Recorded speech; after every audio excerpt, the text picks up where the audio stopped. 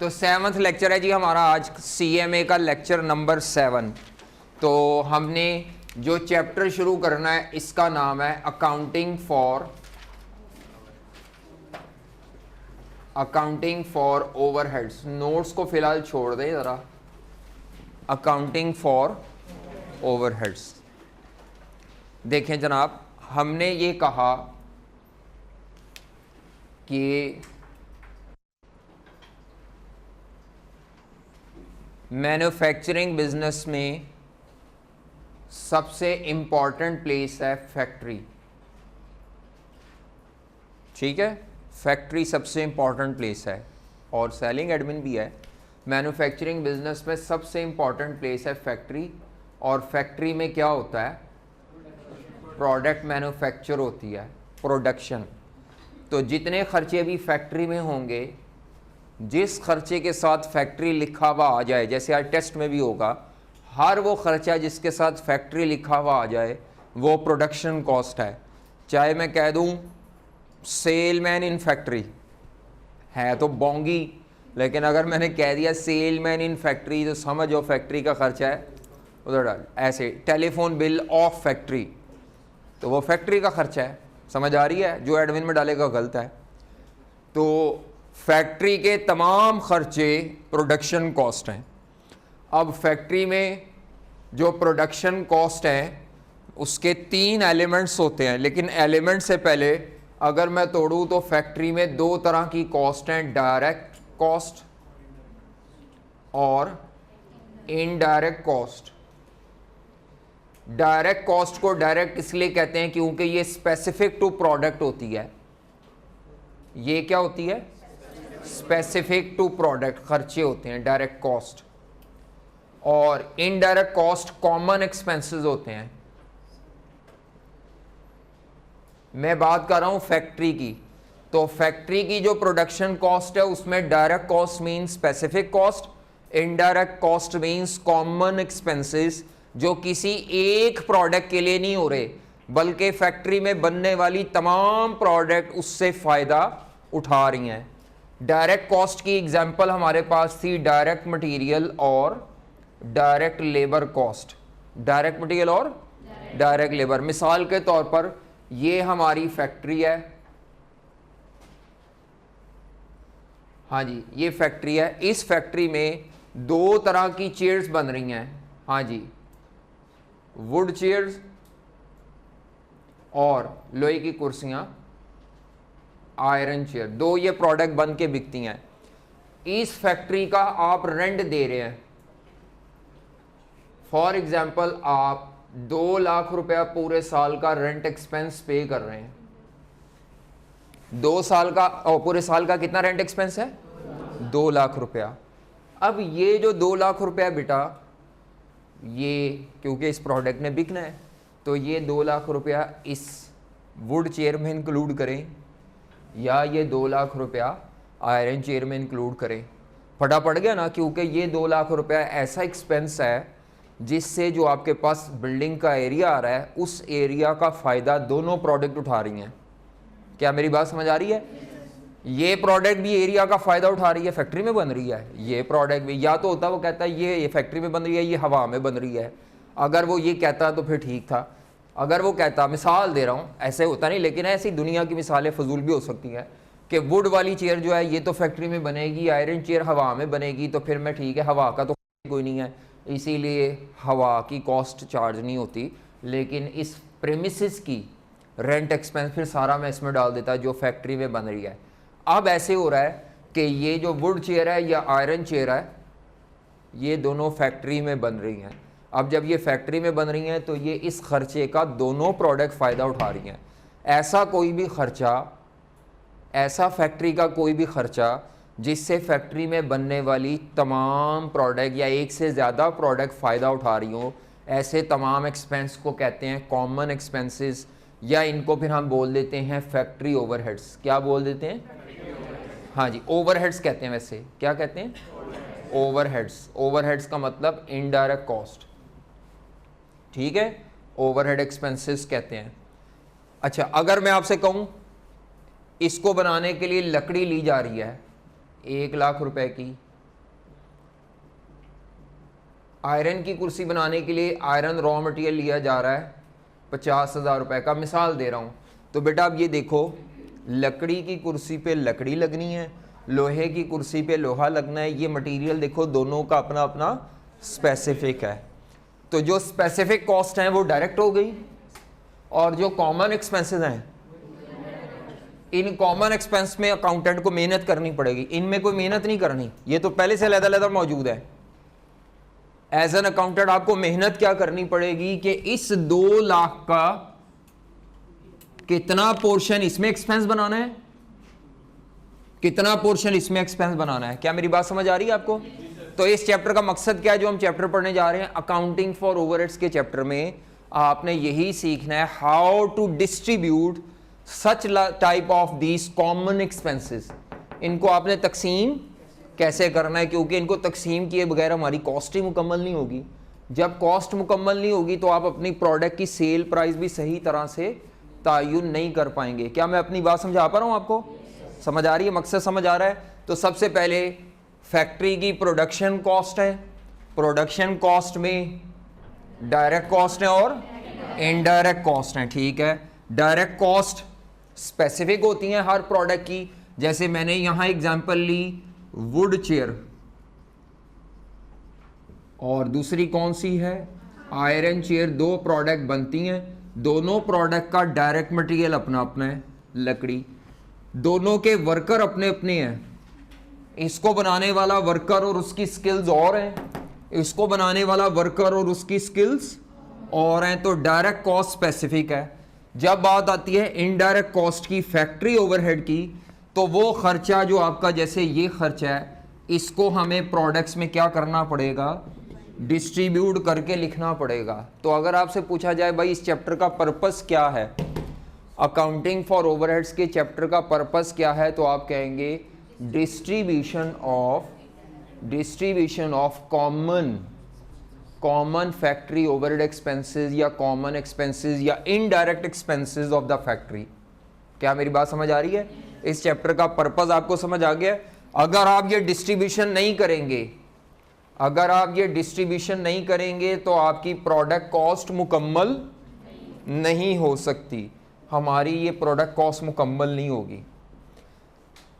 तो इस चैप्टर का पर्पस फिर क्या हो गया? अगर मैं कहूं जी इस चैप्टर का पर्पस क्या है, तो आप कहेंगे डिस्ट्रीब्यूशन, अभी लिखना नहीं, distribution of common factory overhead expenses. ठीक है, अब आपने उनको डिस्ट्रीब्यूट करना है, इस पूरे चैप्टर में डिस्ट्रीब्यूट ही करना है आपने कॉमन एक्सपेंस को। मैंने जो एग्जांपल लिया है ये डिस्ट्रीब्यूशन प्रोडक्ट में करवा रहा हूं, किसमें? प्रोडक्ट में डिस्ट्रीब्यूट करवा रहा हूं। बाज दफा वो डिस्ट्रीब्यूशन करवाएगा डिपार्टमेंट्स में कर दो, किस में कर दो? डिपार्टमेंट ए में, बी में, एक्स में डिस्ट्रीब्यूशन ही करनी है। अगर जिस तरह प्रोडक्ट में करनी है वैसे ही डिपार्टमेंट्स में होगी, या वो डिस्ट्रीब्यूशन करवा देगा जॉब्स में। जॉब्स क्या होती हैं? बाज इदारे कस्टमर से आए हुए ऑर्डर पे काम करते हैं। कस्टमर का जो ऑर्डर है, आप किसी के पास चले जाओ, उसे कहें मैंने कस्टमाइज फर्नीचर अपनी बेटी की जहेज के लिए बनवाना है। ऑर्डर पे जो काम करते हैं ना, वो ऑर्डर को नंबर असाइन करते हैं, उसको जॉब नंबर कहते हैं। क्या बोलते हैं उसको? तो जॉब को सादा जबान में बोलते हैं ऑर्डर। हमारा इदारा प्रोडक्ट्स बनाता है, बनाई जा रहा है, बेची जा रहा है, बनाई जा रहा है, वो जॉब्स नहीं है। कस्टमर का ऑर्डर आता है, ऑर्डर के मुताबिक जैसी वो चीज़ चाह रहा है वैसी बना देंगे, तो वो जो आप प्रोडक्ट बनाएंगे उसको जॉब कहेंगे। ठीक है, तो आपको जब कस्टमर से ऑर्डर आता है, हर ऑर्डर का एक यूनिक नंबर होता है। जॉब नंबर 101, जॉब नंबर 102 का मतलब है 101 पहले आई है तो पहले बनानी है। नंबर सीक्वेंस में लगाए जाते हैं ताकि बाद में ये ना हो कि जॉब नंबर 105 पहले कर दें। नंबरिंग नहीं लगाओगे तो फिर डेट्स का मसला पड़ जाएगा, फटे होंगे, तो नंबरिंग लगाई जाती है। क्या मेरी बात समझ आ रही है? या तो आप ओवरहेड्स को प्रोडक्ट में डिस्ट्रीब्यूट कर लें, या किस में डिस्ट्रीब्यूट कर लें, या जॉब्स में। इवन ओवरहेड्स को डिस्ट्रीब्यूट किया जा सकता है इवन कस्टमर्स में। जैसे मोबाइल कंपनीज हैं, वो वैसे मैन्युफैक्चरिंग बिजनेस नहीं है, लेकिन वो प्रीपेड कस्टमर और पोस्ट पेड, आप जो है कार्ड लेते हैं ना, कार्ड लोड कराते हैं, आप प्रीपेड कस्टमर हैं। एक वो होते हैं जिनको बिल आता है और वो बिल अदा करते हैं, यूफोन है, जैद है, जो भी है, उसको बोला जाता है पोस्ट पेड कस्टमर। तो कस्टमर वाइज भी ओवरहेड को डिस्ट्रीब्यूट किया जा सकता है, प्रोडक्ट में, डिपार्टमेंट में, जॉब्स में, कस्टमर में। इवन कई इदारे ओवरहेड्स को डिफरेंट मशीन्स में ब्रेक करते हैं। किस में करते हैं?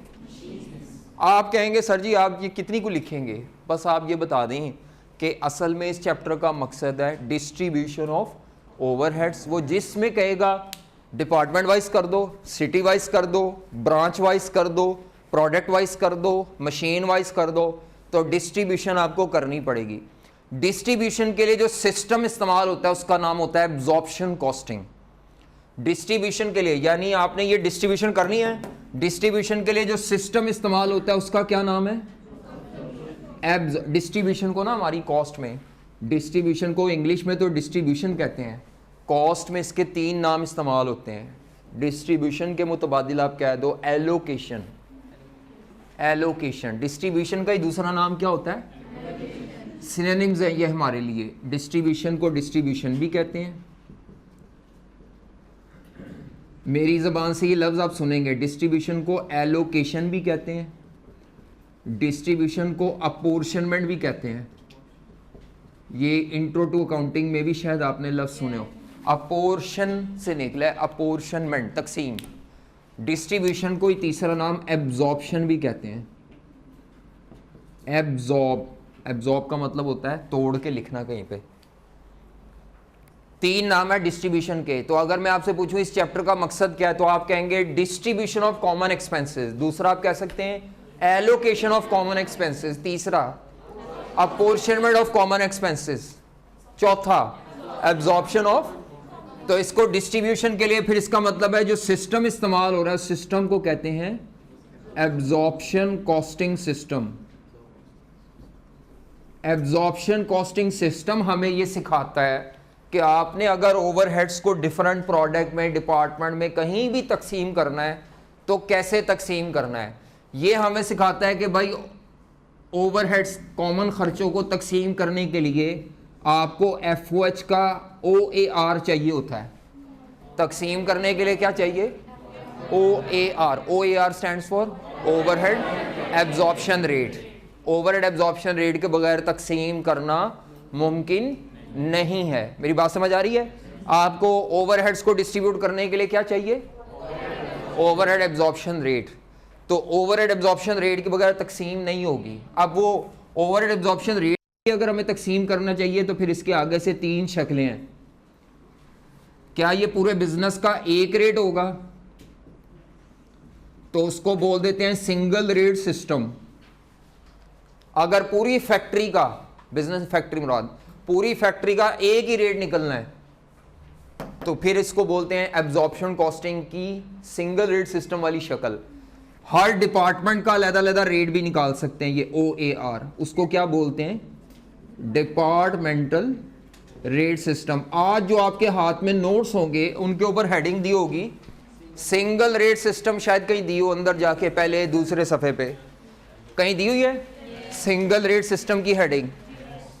पहला सफ़ा हमने पढ़ लिया उसका। अगर आप जाके देखें ना तो नोट्स का पहला सफ़ा, एक एक लफ्ज़ तो मैं नहीं बोलता लेकिन मोटी मोटी बातें मैंने उसमें जो बता दी, सारा पहला सफ़ा नोट्स का मुकम्मल हो गया है। अब आप उस सफ़े का जायज़ा लेंगे तो आपको लगेगा कि बातें तकरीबन सर ने, अल्फाज शायद वो ना लिखे हों क्योंकि हर दफ़ा मेरी आदत है डिफरेंट। मैंने ये खुद टाइप किए हुए हैं, अगली दफ़ा टाइप करूँगा तो वर्डिंग कुछ और हो जाएगी। मसला है मेरे साथ। तो हाँ, परफेक्शन की चक्कर में हर दफ़ा वर्डिंग चेंज हो जाती है, प्रॉब्लम ये है। तो ये सारी बातें पहले सफ़े पे हो गई हैं। तो एब्जॉर्प्शन कॉस्टिंग सिस्टम हमें ये बताता है कि ओवरहेड्स को कैसे डिस्ट्रीब्यूट करना है। या सिंगल रेट सिस्टम है, या डिपार्टमेंटल रेट सिस्टम है, या एक है activity base rate system, ABC कहते हैं उसको। एक्टिविटी रेट सिस्टम ये अलहदा चैप्टर के तौर पे दिया हुआ है क्या अपने, मैं इसको अलहदा चैप्टर नहीं मानता, इसी की तीसरी शक्ल है। ICAP इसको ABC सिस्टम कहता है, एक्टिविटी बेस कॉस्टिंग सिस्टम। यहां पूरी फैक्ट्री का एक रेट होगा। क्या होगा? 1 रेट फॉर होल फैक्ट्री। यहाँ हर डिपार्टमेंट का रेट होगा। आपकी फैक्ट्री में 3 डिपार्टमेंट्स हैं मिसाल के तौर पर, तीनों डिपार्टमेंट का अपना अपना OAR होगा, और यहाँ डिपार्टमेंट का नहीं बल्कि आपकी फैक्ट्री में प्रोडक्ट बनाने में 5 एक्टिविटीज परफॉर्म होती है ना। अगर 5 काम किए जाते हैं, कपड़ा काटना एक एक्टिविटी है, कटिंग, स्टिचिंग दूसरी एक्टिविटी है। आपकी फैक्ट्री में जितनी एक्टिविटीज होती हैं हर एक्टिविटी का अलग रेट होगा, क्योंकि हर एक्टिविटी की बेस डिफरेंट है, हर डिपार्टमेंट की बेस डिफरेंट है। यहाँ तमाम फैक्ट्री की एक ही बेस को यूज करते हुए सिंगल रेट सिस्टम से क्या कर देनी है, डिस्ट्रीब्यूशन। तो अब आपने आज हमने बात करनी है सिंगल रेट सिस्टम से कैसे डिस्ट्रीब्यूशन होती है। बहुत सिंपल है, पकड़े जरा कैलकुलेटर, कैलकुलेटर पकड़ें, नोट्स छोड़ दें, बंद कर दें नोट्स फिलहाल प्लीज, कैलकुलेटर पकड़ें, कैलकुलेटर पकड़ें।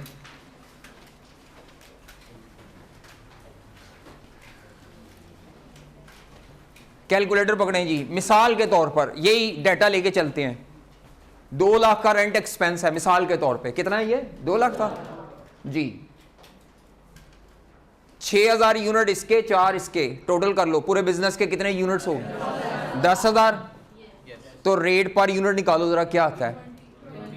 सिंगल रेट निकल आया। ये सिंगल रेट कैसे आया, सिंगल OAR कैसे आया? 2 लाख रुपए का, अगर और भी कोई हो सकता है, वैसे एक एक एक्सपेंस को नहीं करना होता मैं, लेकिन चलो अभी इसी को बता रहा हूं। टोटल खर्चा जो भी है ये 2 लाख रुपए का रेंट एक्सपेंस ऊपर रखा, और फैक्ट्री में जितनी प्रोडक्ट्स बनती हैं उनके यूनिट्स नीचे रख दिए। 10,000 यूनिट्स हैं, A के 6,000 और उसके B के 4,000, मिला लो टोटल 10,000। तो ये डिवाइड करके क्या आता है? ये रेट है OAR। ये क्या है? ये जो नीचे मैंने लिया इसको बेस कहते हैं। क्या कहते हैं? बेस। ये बेस यूनिट्स भी होती है कई दफ़ा, अगर ये यूनिट होगी तो रेट पर यूनिट है, और भी बेसिस हैं वो बताते हैं, अभी फ़िलहाल छोड़ दें। अच्छा, ये अब आपने 20 रुपये लिख लिया है। अब प्रोडक्ट A और B, इसके 6,000 यूनिट थे और इसके कितने थे? अब इसके हिस्से में FOH कितने आएंगे? A के हिस्से में FOH कितने आएंगे और B के हिस्से में कितने आएंगे? तो सिंपल सी बात है, 1 यूनिट के बनाने के FOH हैं 20 रुपए। 1 यूनिट के FOH हैं 20 रुपए। तो इस प्रोडक्ट के 6,000 यूनिट अगर हैं तो 20 रुपए इंटू 6,000 यूनिट्स, 1 20 और ये 20 इंटू 4,000, हो गए 2 लाख के टुकड़े।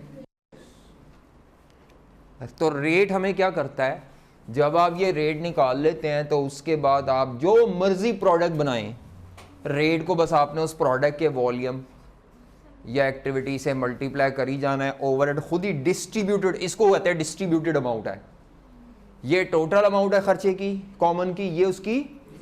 तो डिस्ट्रीब्यूटेड अमाउंट को बोल देते हैं FOH, एब्जॉर्ब्ड। इसके आगे ग्लव्स लिख देते हैं। एब्जॉर्ब्ड का मतलब होता है कि ये डिस्ट्रीब्यूट करके उसका एक टुकड़ा है, ये एब्जॉर्ब नहीं है। एब्जॉर्ब कहते हैं डिस्ट्रीब्यूटेड पोर्शन को है, ये डिस्ट्रीब्यूटेड नहीं है, ये तो पूरी फैक्ट्री का इकट्ठा है। समझ आ रही है? डिस्ट्रीब्यूशन से पहले वाले को, टोटल को बजटेड कह सकते हैं आप। क्या कह सकते हैं? जब आपने उसको डिस्ट्रीब्यूट कर दिया तो डिस्ट्रीब्यूट करके जो एक टुकड़ा बचा, ये टुकड़ा एब्जॉर्ब्ड है, ये दूसरा एब्जॉर्ब है। अगर प्रोडक्ट बनेगी तो डिस्ट्रीब्यूशन होगी। सारा साल प्रोडक्ट बनाते ही कोई नहीं, सारा साल ये आपने रेट निकाला, अनुकूला जो भी था, सारा साल आपने कोई यूनिट बनाया नहीं। मिसाल के तौर पर रेंट एक्सपेंस फिर भी होना, मैं बता दूं, रेंट एक्सपेंस फिर भी होना है। क्यों? कोविड का सीजन था, बंद थी फैक्ट्री, रेंट तो मालिक ने देना है। इसका मतलब है ये 2 लाख का रेंट है, कोई भी प्रोडक्ट नहीं बनाई, एब्जॉर्ब कुछ नहीं है, कस्टमर से कुछ नहीं आना, सारा 2 लाख का 2 लाख आपको अपने पॉकेट से पूरा करना है बिजनेस को। मेरी बात समझ आ रही है आपको? तो बच्चे एब्जॉर्ब का मतलब नहीं समझते। एब्जॉर्ब का मतलब होता है टोटल ओवरहेड का डिस्ट्रीब्यूटेड पोर्शन, टोटल ओवरहेड का डिस्ट्रीब्यूट करके जो रकम आई है, दैट इज एब्जॉर्ब। मेरी बात समझ आ रही है? लेकिन अभी ये बड़ी बेसिक्स ही, आगे जाके इसने और थोड़ा और रिफाइन होना है। अभी आप बस इतना ही ज़हन में रखें कि एब्जॉर्ब का मतलब होता है टोटल में से जितना पोर्शन डिस्ट्रीब्यूट हो चुका है। मेरी बात समझ आ गई आपको? अच्छा, तो इसका मतलब है ये टोटल खर्चे हैं एफओएच के, और ये नीचे टोटल कोई ना कोई बेस है, ठीक है। ये रेट निकालना है। अब अगला सवाल ये पैदा होता है, सर जी ये रेट कब निकालते हैं? कब का मतलब है टाइम। ये साल के शुरू में निकालते हैं, साल के दरमियान निकालते हैं, साल एंड होने पे निकालते हैं। तो बेटा क्योंकि आपने साल के दरमियान कोई भी ग्राहक आ सकता है पूछने के लिए, और आपने उसको प्राइस कोट करनी है काम करने से पहले, इसीलिए ये रेट आपके पास हर वक्त साल में मौजूद होना चाहिए। ये रेट आपके पास हर वक्त साल में क्या होना चाहिए? मौजूद होना चाहिए। तो अब अगर हम सिंगल रेट सिस्टम को फॉर्मली लेके चलें तो ये बात याद रखिएगा, रेट हमेशा अकाउंटिंग पीरियड के स्टार्ट पे निकलता है, साल के शुरू में। ये कब निकलता है? रेट यूज़ कब होता है डिस्ट्रीब्यूशन के लिए? ये जो रेट का इस्तेमाल किया मैंने, ये साल के दरमियान जैसे जैसे प्रोडक्ट बनती जाएगी उसमें ये डिस्ट्रीब्यूट होते जाएंगे। ये हरकत आपको साल के दरमियान करनी पड़ेगी। रेट कब निकलता है? Start of the period. क्यों साल के शुरू में क्यों निकालते हैं? क्योंकि आपको जब भी प्रोडक्ट बनानी है बार बार रेट निकालने की ज़रूरत, एक ही दफ़ा साल के शुरू में रेट निकाल के बैठ जाएं और वही रेट हर प्रोडक्ट बनाते जाएं। प्रोडक्ट जब बनाएंगे तो प्रोडक्ट की कॉस्ट में मटेरियल भी आएगा, प्रोडक्ट की कॉस्ट में क्या आएगा, और एफओएच कहाँ से लिखेंगे, डिस्ट्रीब्यूट कैसे करेंगे? इस रेट की मदद से। क्या मेरी बात समझ आ रही है आपको? ये रेट से आप डिस्ट्रीब्यूट कर लेंगे। उम्मीद है मेरी बात समझ आ रही होगी। रेट कब निकलता है?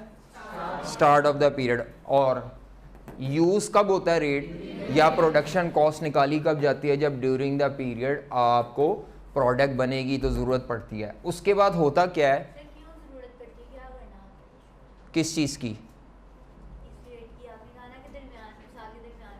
प्रोडक्शन कॉस्ट नहीं निकालनी, नहीं साल के आखिर में नहीं, ड्यूरिंग द पीरियड चीज़ बनाते जाओगे, प्रोडक्शन कॉस्ट निकालते जाओगे साथ साथ। प्रोडक्शन कॉस्ट तो आपको साथ साथ निकालनी है। आप अगर साल के एंड पे निकालना चाहते हो साल के एंड पे निकाल लो, मैं कह रहा हूँ साथ साथ ही निकाली जाओ, जो चीज़ बनती जा रही है साथ साथ निकालते जाओ। साल के एंड पे कितनी प्रोडक्ट्स की निकालोगे, कितने यूनिट्स की निकालोगे? हमें तो वैसे हर महीने की अकाउंटिंग करनी होती है कॉस्ट में, मैं बता चुका हूँ, पूरे साल की अकाउंटिंग इकट्ठी नहीं करते। वो एफआर है जिसमें एंड पे होती है ज़्यादा अकाउंटिंग, इसमें हर महीने के एंड पे या हर महीने के दरमियान साथ साथ, ठीक है। वैसे एंड पे कर सकते हैं लेकिन लोड बढ़ेगा, तो हम क्या करते हैं, साथ ही प्रोडक्ट बनाई साथ ही उसकी प्रोडक्शन कॉस्ट निकाल ली, प्रोडक्ट बनाई साथ ही क्या निकाल ली, क्योंकि शायद आपको कस्टमर को देने के लिए सेल प्राइस भी निकालनी पड़े, क्योंकि प्रोडक्ट की दो प्राइसेस होती हैं, ये बात ध्यान में रखना। एक होती है स्टैंडर्ड प्राइस। स्टैंडर्ड प्राइस क्या है? आपने फिक्स कर दी, हर ग्राहक आएगा उसी प्राइस पे दिए जाओगे। ये तब चलता है जैसे डालडा घी का 5 किलो का डब्बा हर दफ़ा एक ही जैसा बनता है, साइज़ भी एक, पैकिंग भी एक, रंग भी एक, वज़न भी इतना एक, तो उसके डब्बे पे प्राइस फिक्स वो आ रही होती है प्रिंट होके डालडा वालों का। लेकिन आप अगर हर दफ़ा यूनिलीवर कंपनी के पास जाएं, उन्हें कहें जी मैंने डालडा घी की तरह ही बनवाना है लेकिन इसके बाहर मेरी तस्वीर छपनी चाहिए, हैं अंदर बीच में थोड़ा सा आधा देसी घी होना चाहिए, आधा बनास्पति घी होना चाहिए, या डालडा लिखा हो लेकिन अंदर देसी घी हो। तो इस तरह की आपको उनको फनकारियाँ लगाते हैं ना, वो कहेंगे भाईजान ये फनकारियाँ अव्वल तो चल रही नहीं, लेकिन अगर चलनी है तो इसकी प्राइस, इसको बोलते हैं कस्टमाइज्ड प्राइस। क्या है? जैसी रिक्वायरमेंट वैसी प्राइस।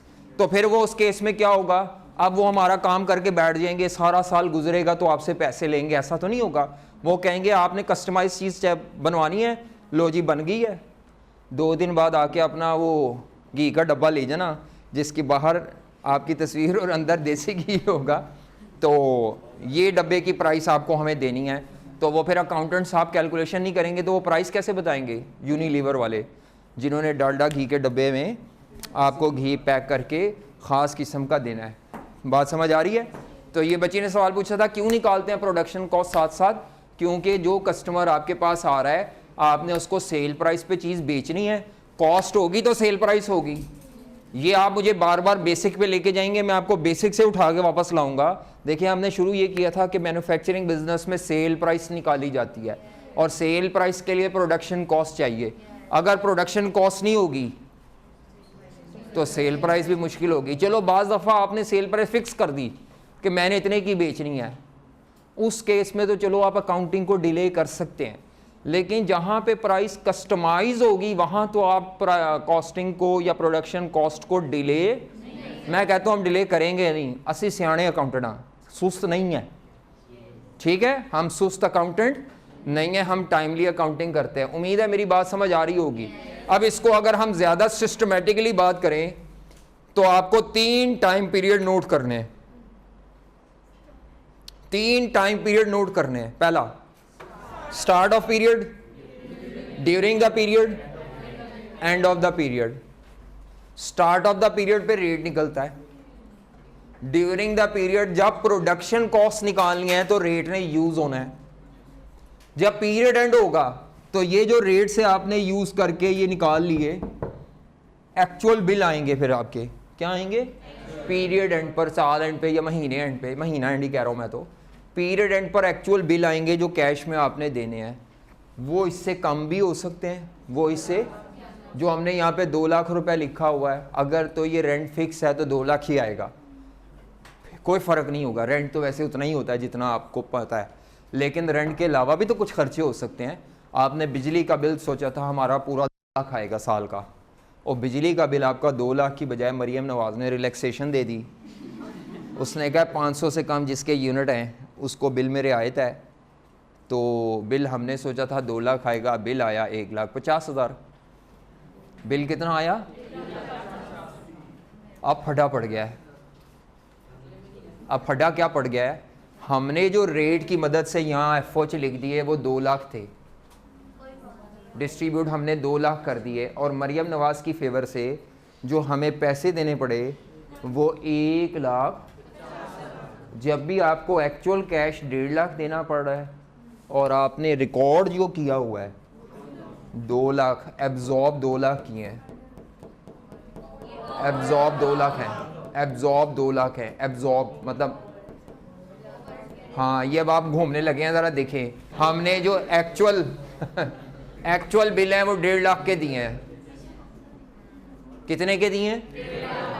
जो बिजली है जो भी है, ये जमा करना ज़रा, 1, 20 और 80 मिला लो टोटल। इसका मतलब है we have included 2 lakh in the production cost, या टेक्निकल ज़बान में we have absorbed 2 lakh, but we have actually paid in cash 1.5 lakh. तो अब आपने ये एक्चुअल कम पे किए हैं, एब्जॉर्ब ज़्यादा है। जब एब्जॉर्ब ज़्यादा होते हैं इसको बोलते हैं ओवर एब्जॉर्ब। क्या बोलते हैं इसको? ये नहीं ओवर होने, ए ओवर या अंडर होने ने। ये जो आपने लिखे ना रेट की मदद से, इनमें मसला होता है, इनमें मसला इनमें भी हो सकता है। तो एब्जॉर्ब अंडर होंगे या क्या होंगे? तो अभी आप इसको दफा मारें, ये बात पहले दिन ही मैं बता दूं तो आपने घूम जाना है। फिलहाल अभी इसको होल्ड रखें, वो मैंने 3 टाइम बताने थे इसलिए बता दिया, अदरवाइज मैं बताता नहीं। अभी सिर्फ आपने जो बात मेन तैयार रखनी है वो ये है, रेट कब निकलता है, रेट यूज कब होता है, when product is manufactured, when production cost is computed. Rate को तब जरूरत पड़नी है जब प्रोडक्ट बननी है। प्रोडक्ट नहीं बनी, रेट निकाल के तुझे रखा उसको की करिएगा, की करिए, कुछ नहीं होना। रेट का फिर कोई इस्तेमाल दुनिया में, ज़िंदगी में कई ऐसी चीज़ें आपके घर में पड़ी हुई हैं जिनका सारा साल कोई इस्तेमाल नहीं है। अकाउंटेंट की ज़िंदगी में भी कुछ ऐसे रेट्स होते हैं जो सारा साल यूज़ नहीं होंगे, और वो वैसे बहुत कम होगा, ये कोविड का दौर टाइप ही होगा तो है। अदरवाइज अकाउंटेंट इस रेट को कहीं ना कहीं किसी ना किसी प्रोडक्ट को बनाने में यूज़ ज़रूर करेगा। ठीक है, अच्छा अब आप अपने नोट्स ओपन करें ज़रा जी। एस्टिमेट करते हैं जी, अंदाज़ा लगाते हैं, यही तो बताने लगा हूँ। अब नोट्स ओपन करें। अगर आप नोट्स के पहले पेज पर आए तो सबसे पहली हेडिंग क्या दी हुई है, डायरेक्ट, और मैंने बता दिया क्या होती है, स्पेसिफिक कॉस्ट डायरेक्ट है, और जो कॉमन एक्सपेंस है वो कोई रट्टा नहीं लगाना, बस पढ़ के छोड़ दे, नॉवल की तरह पढ़ना है, अखबार जैसे पढ़ते हैं। आगे चलो, इसके बाद इनडायरेक्ट कॉस्ट में दो तरह के ओवरहेड्स होते हैं, एक होते हैं फैक्ट्री के प्रोडक्शन ओवरहेड और एक होते हैं, यानी इसके दो टुकड़े किए हुए हैं, लेकिन मैंने वैसे फैक्ट्री वाले ही बताए थे क्योंकि मैं ऊपर फैक्ट्री फिट कर आया हूँ ना, तो अगर मैं इसमें से ऊपर से फैक्ट्री उड़ा दूँ ना, फिर मैं आके यहाँ पे दो टुकड़े करता। ओवरहेड्स दो तरह के होते हैं, फैक्ट्री ओवरहेड्स, नॉन फैक्ट्री में वही सेलिंग एडमिन ही आते हैं। तो फैक्ट्री ओवरहेड्स, प्रोडक्शन ओवरहेड्स भी कहते हैं उनको, प्रोडक्शन, और दूसरे कौन से हैं? आगे फिर एक समरी सी दी हुई है, वो डायग्राम देख लीजिएगा समझाने के लिए, रट्टा नहीं लगानी। अगले पेज पर आओ।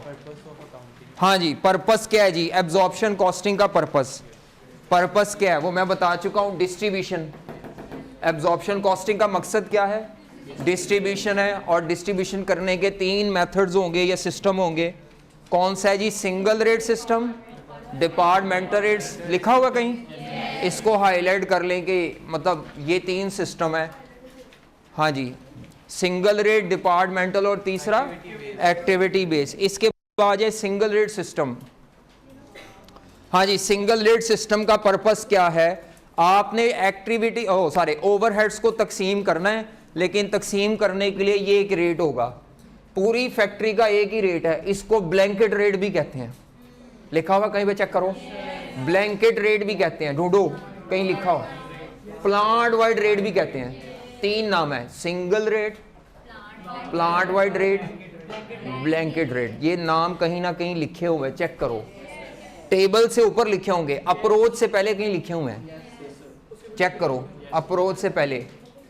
हाँ जी, अब आपने जो कोटा लगाना है, कोटा मतलब स्टेप्स का या फॉर्मूलों का, वो ये अप्रोच वाली जो है ना टेबल, कोटे का मतलब ये नहीं है कि आप वर्ड टू वर्ड याद करें, ध्यान से पढ़ के जो रिटेन रखना है दिमाग में, बाकी बातें भूल भी जाएं तो इतना मसला नहीं है, न्यूमेरिकल करते हुए मसला नहीं आएगा।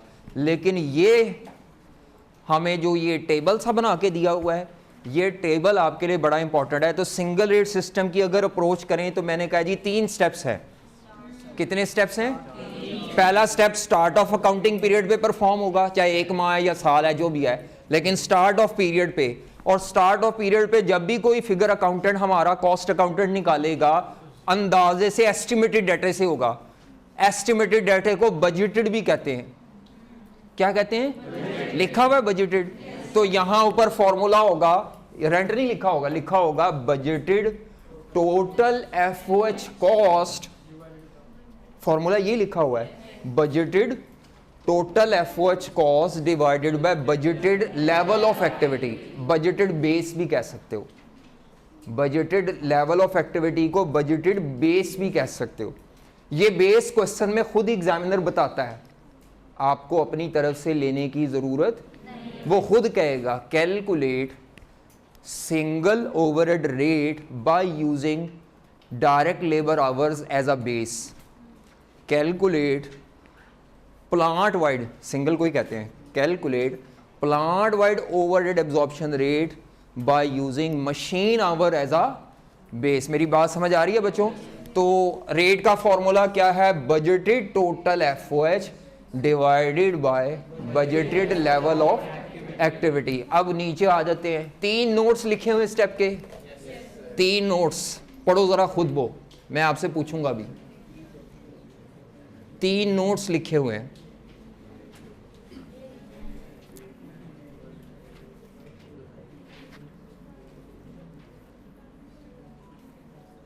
पहले नोट में तो शायद इसी रेट के फिर और नाम लिख दिए, कुछ ऊपर वाले नाम भी लिख दिए और नए नाम भी लिख दिए। इसी रेट को प्री डिटरमिन्ड ओवरहेड रेट भी कहते हैं। प्री डिटरमिन्ड कहते हैं जो चीज पहले से तयशुदा हो, प्री डिटरमिन्ड, वक्त से पहले, वक्त से पहले। जरूरत हमें साल के दौरान है लेकिन हमने साल के स्टार्ट पे तय कर लिया है। Pre determined rate, factory overhead burden rate, recovery rate, और इस तरह के कई नाम, वही प्लांट वाइड भी लिखा हुआ है, लिखे हुए नाम। दूसरा नोट, ये नाम ज़्यादा इस्तेमाल नहीं होते, नाम एक वो ही इस्तेमाल होता है, FOH absorption rate, FOH applied rate भी होगा शायद नाम, कहीं लिखा हुआ नाम ये सारे नाम मुतबादिल चलते रहते हैं, ठीक है। ये नामों का कोटा आपको लगाना पड़ेगा, मजबूरी है। अब बच्चे यहाँ पे पूछते हैं, सर जी आपने बताया था एफओएच दो तरह के होते हैं, फिक्स वाले और वेरिएबल वाले इधर कौन से लिखने हैं? तो FOH जब भी मैं कहूँगा उसका मतलब फिक्स वेरिएबल दोनों लिखने हैं। अगर आपको अलग-अलग दिए हुए हैं तो आपने दोनों को जमा करके टोटल FOH लिखने हैं। ये मैं बता देता हूँ, वैसे ज़्यादा फिक्स होते हैं फैक्ट्री में। जो FOH होंगे ना, उनकी जो बड़ी तादाद होगी या अमाउंट होगी वो किसकी होती है? फिक्स। फैक्ट्री के ज़्यादा खर्चे फिक्स नेचर के होते हैं FOH में। अगर आप मुझे कहें 2 लाख है तो 2 लाख में शायद 1,60,70,000 फिक्स नेचर के होंगे। ऊपर वाले 20-30,000 40,000 वो कौन से होंगे? वेरिएबल, लेकिन लेने दोनों होते हैं। डोमिनेंस जो होती है ना, डोमिनेंस वो फिक्स की है, ये लिखा नहीं हुआ, ये मैं बता रहा हूँ आपको। डोमिनेंस ज़्यादा किसकी होती है? फिक्स की। ये आपको जब मैं कह देता हूँ ना कि ये लिखा नहीं हुआ, इसका मतलब है ये आपको लिख ले, बाद में आप भूल जाएंगे कि फिक्स ज़्यादा होते हैं कि वेरिएबल वाले ज़्यादा होते हैं। तो फिक्स ज़्यादा होते हैं। अच्छा, अब नीचे आ जाते हैं, आखिरी बात, फिर आखिरी बात कर रहे हैं तो स्टेप 1 फिर मुकम्मल हो जाएगा। 2-3 बातें की हैं। एक तो इसके नाम बताए हैं,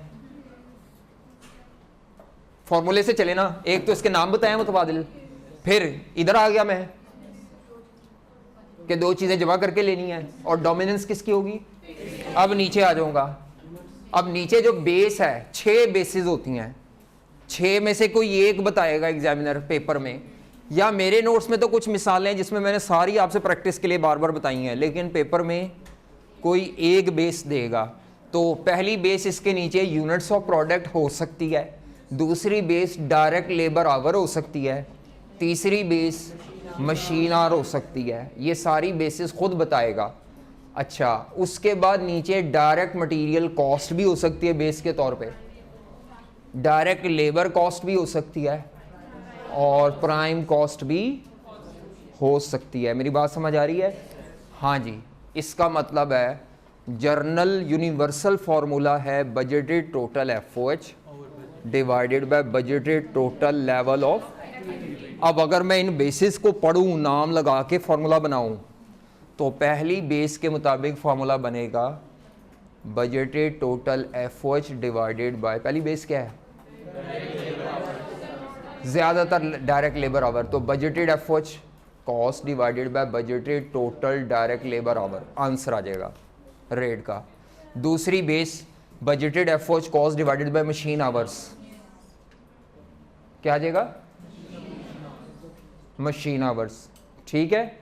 और आंसर जो आएगा, उस आंसर को लिखने का तरीका होगा, मिसाल के तौर पर 25 रुपए पर लेबर आवर। ये किस केस में होगा? ये जब नीचे बेस लेबर आवर थी। अच्छा, अगर ये निकल आए 18 रुपए पर मशीन आवर, फिर आपने नीचे ये ना रेट ही बता रहा है, बेस क्या ली हुई है नीचे? 18 रुपए पर मशीन आवर। मेरी बात समझ आ रही है? तो एक फॉर्मूला बना budgeted FOH divided by budgeted units, एक फॉर्मूला बना budgeted FOH divided by budgeted labour our, एक फॉर्मूला बना बजटेड FOH डिवाइडेड बाय, उसके बाद कोई मटेरियल कॉस्ट वाला भी है शायद। बेटा बेस पे मटेरियल कॉस्ट लेनी है, बेस पे क्या फॉर्मूला बनेगा? फॉर्मूला बताओ पूरा FOH रेट का। हाँ, budgeted total FOH cost divided by budgeted direct material into 100 होना होता है। जब नीचे बेस पे कॉस्ट आ जाए तो मजबूरी है, आंसर समझ नहीं आता कैसे लिखना है, उसमें इनटू 100 करना है। लिख लो, इनटू 100 आपको 3 जगह पे करना है। जब नीचे कॉस्ट होगी इनटू 100 आपको 3 जगह करना है। कहाँ इनटू 100 करना है? जहां नीचे रेट के नीचे कॉस्ट बेस है। अब रेट मेरा ख्याल है नीचे वाली शायद 3 ही है। डायरेक्ट मटेरियल कॉस्ट नीचे हो, डायरेक्ट लेबर कॉस्ट नीचे हो, तो इनटू 100 करके आंसर परसेंटेज में एक्सप्रेस करना है। ये मैं नहीं फिक्स कर रहा, ये एक वैसे ही कल्चर कन्वेंशन है। ना भी इनटू 100 करें तो नंबर कोई नहीं कटने, लेकिन वो एक चीज़ का ना देने का तरीका, मैंने भी बेसिक वाले चैप्टर में जब कराया था तो मैंने आपको FOH दिए थे 75% ऑफ डायरेक्ट लेबर कॉस्ट। वहाँ पे पढ़े थे आपने परसेंटेज, वो कैसे निकलती थी? वो ये था। तो वो जब भी याद रखो, ऑफ के बाद वाली बेस कॉस्ट होनी है ना, तो फिर रेट को परसेंटेज में एक्सप्रेस करने का कन्वेंशन है। बेटी बताओ, फॉर्मूले बताओ सारे 6 ये पीछे बैठी बैठी बताओ। पहला बेस, अगर यूनिट्स की बेस हो फॉर्मूला क्या होगा? Cost, budgeted total FOH cost divided by actual units के budgeted. Start of the period पे है तो ऊपर और नीचे वाला दोनों बजटेड है। तो क्या फार्मूला है? कोई मसला नहीं, गलत हो जाएगा, कुछ नहीं होता बेटी। Budgeted total FOH cost divided by budgeted total production units. दूसरा अगर लेबर आवर की बेस हो फिर जी total direct labour hour, total का लफ्ज मैं जरूर बोलूंगा साथ, पर यूनिट ना लें गलती से। बजटेड टोटल एफओएच कॉस्ट पूरी फैक्ट्री के नीचे भी divide by budgeted total direct labour hours. अगर नीचे मशीन आवर बेस है बेटी,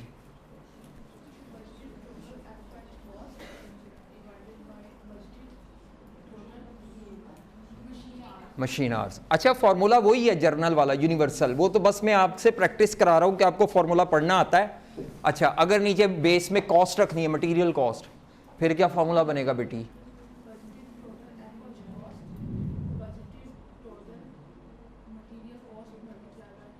हाँ, budgeted total FOH cost divided by budgeted direct material cost into answer will be expressed in percentage जी। उसके बाद budgeted total FOH cost divided by budgeted direct labour cost 100। Prime cost में क्या होगा?